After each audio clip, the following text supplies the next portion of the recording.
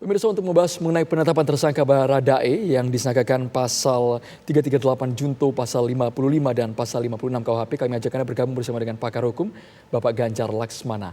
Selamat petang Pak Ganjar, bagaimana Anda melihat sangkaan pasal 338 yang mengandung unsur persekongkolan pada Baradae ini, Pak Ganjar? Baik, selamat petang. Begini, dalam penilaian saya ini kita ada dua masalah hukum ya.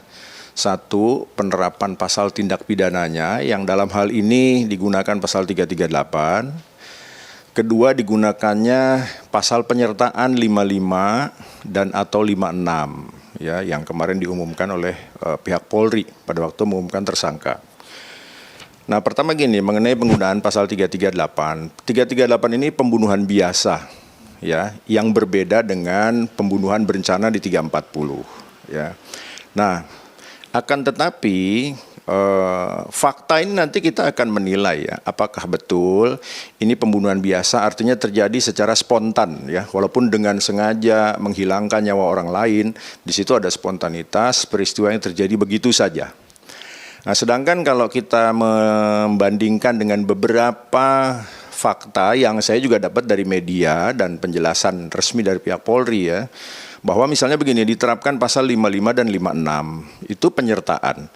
55 ayat 1 ke 1 secara khusus yang dimaksud di situ adalah turut serta. Artinya apa? Artinya ada orang lain yang terlibat selain si yang telah ditetapkan sebagai tersangka ya, ada orang lain terlibat. Nah, sebetulnya begini, kalau ada indikasi keterlibatan orang lain, ya, itu ada pintu masuk untuk melihat apakah ini pembunuhan biasa atau pembunuhan berencana, ya. Kalau seandainya pembunuhan berencana, bentuk penyertaannya biasanya pembujukan, penggerakan, ya. Tetapi di sini bentuk penyertaan yang digunakan adalah turut serta. Nah, pertanyaannya begini. Menggunakan konsep turut serta itu karena memang ada peserta lain atau mau memanipulasi kemungkinan adanya pembunuhan berencana gitu. Jadi kan dengan menggunakan konsep turut serta berarti hampir tertutup kemungkinan adanya pembunuhan berencana, karena turut serta itu menurut saya hampir tidak mungkin ada pembunuhan berencana ya, walaupun tetap bisa terjadi. Artinya begini, di antara para pelaku yang bersama-sama itu mungkin mereka ada pembicaraan dulu ya, mungkin ada perencanaan dulu, bisa terjadi begitu ya. Nah, sedangkan kalau menggunakan pasal pembujukan atau penganjuran, berarti kan ada yang sebelum peristiwa telah bersiap-siap ya, telah merancang sedemikian rupa. Itu. Nah, jadi tapi saya melihat beginilah. Penggunaan pasal 338 pembunuhan ini sebagai pembunuhan biasa ya. Dan bukan tidak mungkin ya, kalau dalam pandangan saya memang ada cenderung pembunuhan biasa ketimbang pembunuhan berencana, tapi itu nanti kuncinya tetap kita akan melihat fakta dan bagaimana penjelasan pihak Polri. Tuh. Nah, tapi penggunaan pasal turut serta 55 dan pasal pembantuan 56 ini sesuatu yang menarik juga untuk dianalisis. Begitu kira-kira. Bapak baru saja mengatakan bahwa oke lah, ini kecenderungannya mungkin pembunuhan biasa, bukan pembunuhan berencana. Kalau dilihat dari fakta-fakta yang ada, yang sudah muncul, yang sudah diumumkan, diresmikan dinyatakan secara resmi oleh pihak berwajib dan juga dari media, apakah sebetulnya dari sudut pandang Bapak sudah tepat menggunakan pasal 338 ini, tidak sesuai dengan apa yang dimintakan oleh pihak kuasa hukum 340? Yang mana sebetulnya lebih cocok, Pak? 338 atau 340, Pak? Ya begini ya, sebetulnya 338 dan 340 itu kan kalau dibilang perbedaannya, di 340 berencana, sedangkan di 338 pembunuhan biasa ya. Kalau melihat penjelasan saya begini, saya mengikuti pemberitaan di media ya, ataupun keterangan resmi Polri. Nah, saya juga berhati-hati menganalisis apa yang saya ikuti dari media dan keterangan Polri itu sendiri ya. Kalau ditanya saya ikut yang mana, saya ikut penjelasan Polri ya, karena itu resmi. Jadi kalaupun salah, kesalahannya resmi gitu, dan Polri harus bertanggung jawab kalau informasinya salah.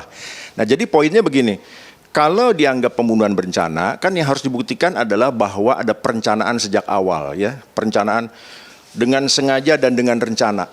Dalam hukum pidana yang dimaksud dengan rencana itu ada waktu bagi pelaku atau para pelaku ya untuk berpikir dengan tenang, mempersiapkan hal-hal yang perlu dilakukan untuk menyempurnakan kejahatannya. Itulah perencanaan.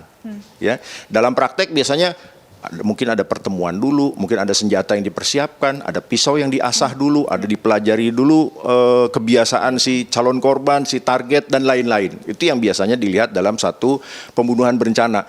Nah, kalau unsur-unsur seperti ini ada, tentu pasal pembunuhan berencananya bisa diterapkan.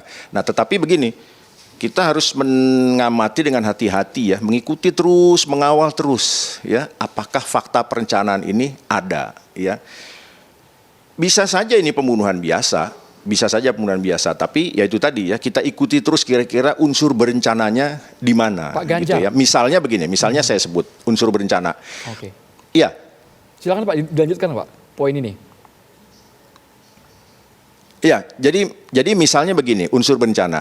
Saya pernah mengikuti pemberitaan bahwa konon korban sempat berkomunikasi ya, dan bilang, saya tidak ingat persis kalimatnya ya, dan bilang katanya ada squad lama gitu ya, entah dia mau diapakan oleh squad lama.